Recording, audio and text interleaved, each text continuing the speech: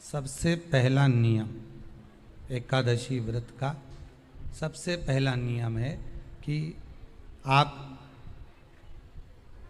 जिस दिन व्रत करो उसके एक दिन पहले भक्ति का संचार इस हृदय में कर लो। भक्ति का संचार इस हृदय में कर लीजिए। जिस दिन आप व्रत करो, जैसे एकादशी का व्रत कर रहे हो तो दशमी के दिन शाम का समय जब आवे, रात्रि जब होने लगे, शाम का समय आवे और रात्रि का आप जब भोजन ग्रहण करो तो उस भोजन में कोई ऐसा पदार्थ ग्रहण मत करिए जिस पदार्थ के कारण आपकी एकादशी बिगड़ जाए।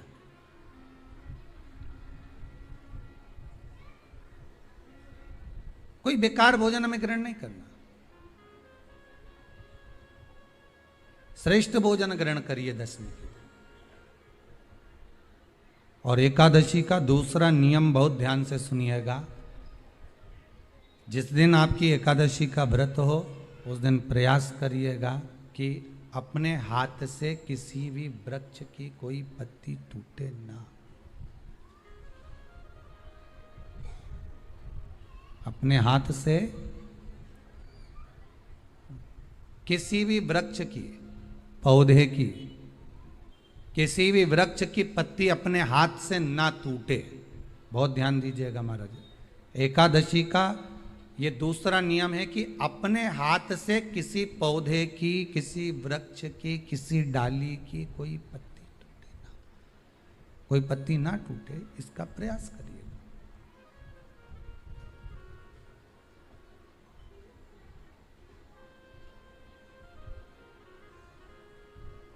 कितना सुंदर व्याख्यान कहा है, कितना सुंदर वर्णन है महाराज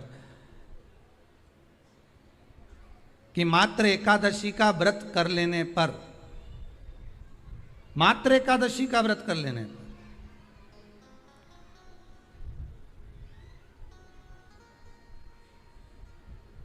जो पूर्व में किया गया हमारा पाप कर्म है, हमने किसी जीव की हत्या करी है, हमने किसी को कष्ट प्रदान करा है, हमने किसी को अपशब्द कहा है, हमने किसी को ताने दिए, हमने किसी को आड़ा टेढ़ा कहा है, हमने किसी को गालियां दे दी है, मात्र एकादशी का व्रत ही कर लेने पर ये सारे जो दोष हैं वो समाप्त हो जाते हैं।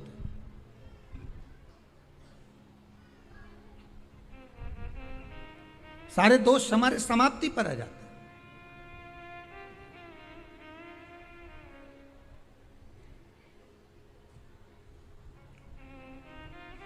अब एक विचार करिएगा थोड़ा सा अपने मन में, अपने चित्त में, अपनी वृत्ति में एक बात उतारिएगा। एक अपने मन में एक बात को उतार कर रखिएगा कि आप अपने पाप को, अपने पाप कर्म को जिस दिन छिन्न करने वाले हो, समाप्त करने वाले हो, अपने पाप को आप जिस दिन समाप्ति पर लेकर जा रहे हो तो उसके एक दिन पहले आपको प्रसन्नता होना चाहिए कि नहीं होना चाहिए कि कल मेरा पाप कटने वाला है, कल मेरा पाप समाप्त होने वाला है, जो मैंने पाप कर्म करा है वो समाप्त होगा, जो मैंने पाप कर्म करा है वो कल समाप्त हो जाएगा। तो एक दिन पहले आपके चेहरे पर प्रसन्नता हो कि ना हो?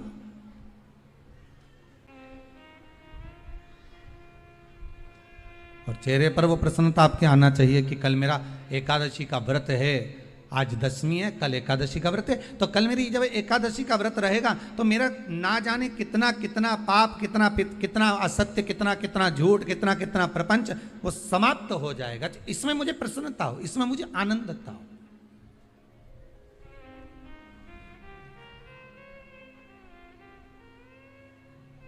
तो क्या कहा गया कि प्रयास करिएगा कि एकादशी के दिन कोई वृक्ष की, कोई डाली की, कोई कोपल की कोई पत्ती ना तोड़ी जाए।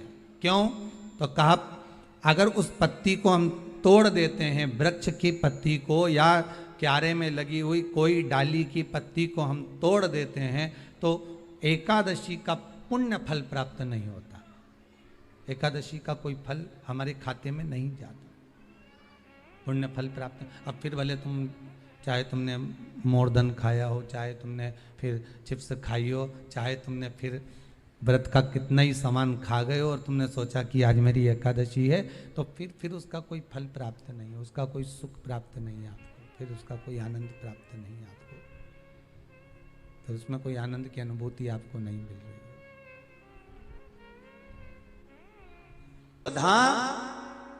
गर्भस्थ नारी के गर्भ में बच्चा जब तक रहता है और बच्चे को जन्म देने के बाद नारी उस बच्चे दानी से अगर प्रॉब्लम में रहती है, कष्ट में रहती है, गांठ पड़ जाती है या तकलीफ में आ जाती है, तो स्वधा का नाम लेकर भी शिव जी पे जल चढ़ाकर उसका मात्र आचमन ही कर लेती है, तो नारी को ऑपरेशन की जरूरत नहीं पड़ती, गर्भाशय ठीक हो जाता है, गर्भाशय ठीक हो। स्वधा नाम कोई साधारण सा नाम नहीं है, स्त्रियों के लिए, पुरुषों के लिए। पुरुष वर्ग में भी अगर हर्निया की भी प्रॉब्लम हो गई है और हर्निया हो गया, डॉक्टर बोल रहा है ऑपरेशन करना पड़ेगा, तो कुछ दिन स्वधा का नाम लेकर भगवान शंकर पर जल चढ़ाकर उस जल का आचमन करना प्रारंभ करिए और फिर जांच कराओ कि हर्निया में आराम लगना प्रारंभ हुआ कि नहीं हुआ। यहां तक शास्त्र वर्णन करता है कि आप स्वधा का नाम कोई साधारण नाम नहीं है, ये तो तर्पण शिव महापुराण की कथा में जो आपको मिल रहा है, ये वो औषधि मिल रही है कि जिंदगी बना दे, आपकी जिंदगी सवार है। स्वधा नाम का एक बार सब प्रेम से फिर से बोलिए, हम सुनना चाहते हैं तुम सही बोल रहे हो कि गलत बोल रहे हो। स्वधा आधा सा है, फिर वाह और फिर धा आ की मात सुधा। ये कोई दक्ष प्रजापति की बेटी स्वधा का विवाह पितरों के साथ कर दिया। पितरों का काम केवल एक है, शरीर का निर्माण करना।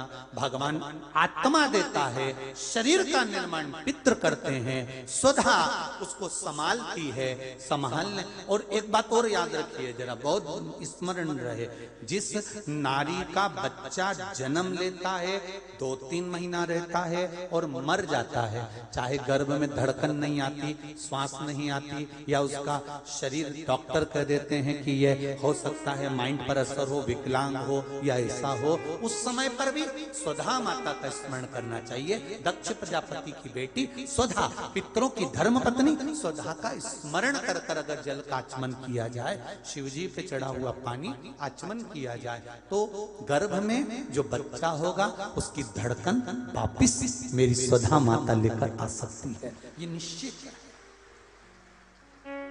स्वधा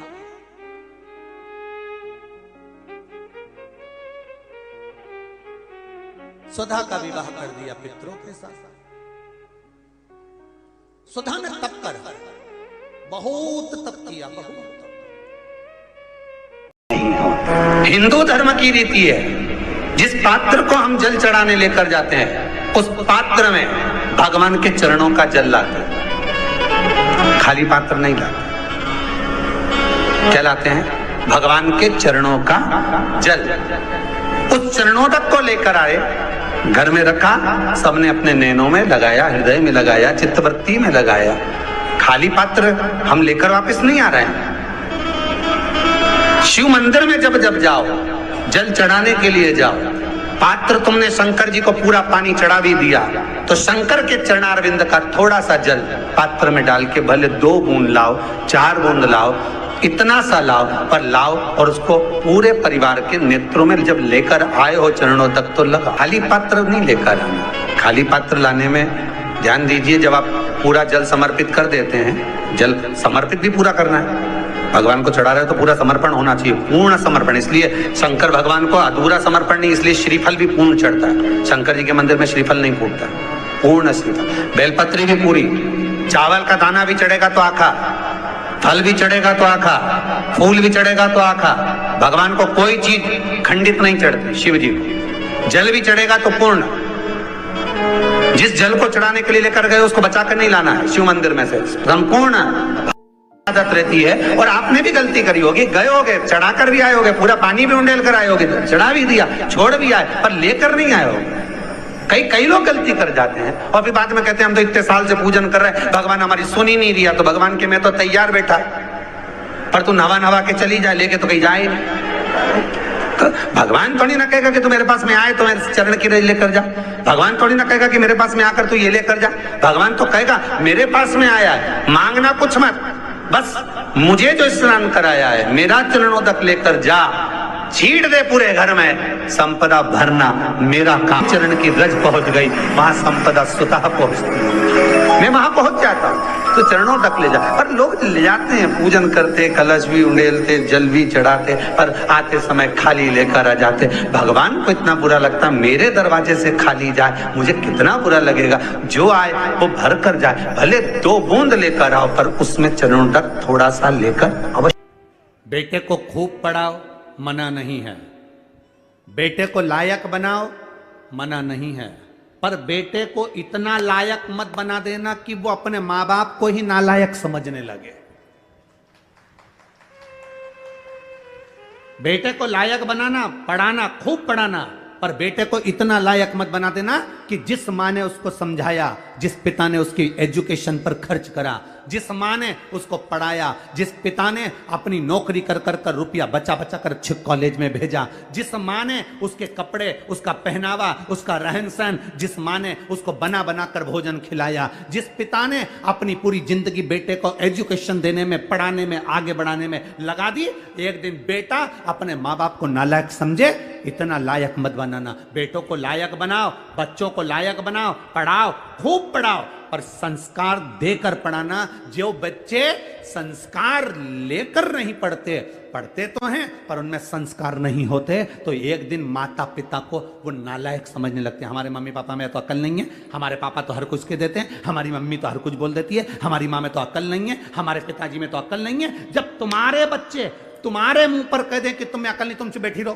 तुम में अकल नहीं, तुम चुप रहो, जब तुम्हारे घर के बच्चे बोलने लगे ये शब्द, समझ लेना कि तुमने बेटों को लायक तो बनाया पर संस्कार देकर लायक नहीं बनाया, इसलिए वो तुम्हें नालायक समझ रहे हैं।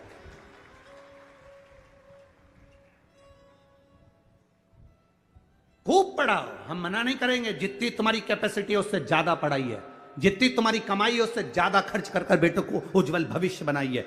बेटा बेटी को अच्छा पढ़ाने का प्रयास करिए, बेटा बेटी का जिंदगी अच्छा बनाने का प्रयास करिए, पर बेटा बेटी आपको लायक बनते बनते आपको नालायक ना समझने लगे, इसलिए थोड़ा संस्कार देने का प्रयास करिए। बच्चों से कहो 1 लोटा जल शिव जी को चढ़ा करा, बच्चे कहेंगे माँ जल चढ़ाने से क्या होता है? कुछ नहीं होता, मेरे मन को शांति मिलती है, तू जल चढ़ा करा। मैं जल चढ़ाने नहीं जाऊंगा, मैं भोजन नहीं दूंगी, मैं बाजार में खा लूंगा, घर का दरवाजा बंद है, जाओ खाओ।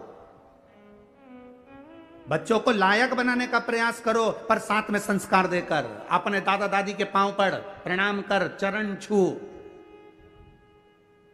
नमन कर। एक दिन बेटा चरण नहीं छूता, दूसरे दिन मामी नाना घर के बच्चे माता पिता कह देते कोई बात नहीं कल छू लेगा, हो गया ना, आज नहीं छुआ ना, कल छू लेगा, कल फिर नहीं छुआ, परसों छू लेगा, ना ना चरण छू। बच्चों को झुकाना, प्रणाम करना, नमन करना, आदर करना, सत्कार करना, बच्चों को ये सिखाना पड़ेगा। आज बड़ी विडंबना का जीवन, बड़ा विडंबना का समय चल रहा है। हम बेटा और बेटी को पढ़ा तो लेते हैं, हम बेटा और बेटी को उज्जवल भविष्य बना तो देते हैं, हम बेटा और बेटी को लायक बना तो देते हैं, पर हमारे बच्चे हमको एक दिन नालायक समझने लगते हैं। तब दिल दुखता है कि मेरी औलाद मेरे मुंह पर कह कर जा रही है, दुख होता है अंदर से। पढ़ाओ,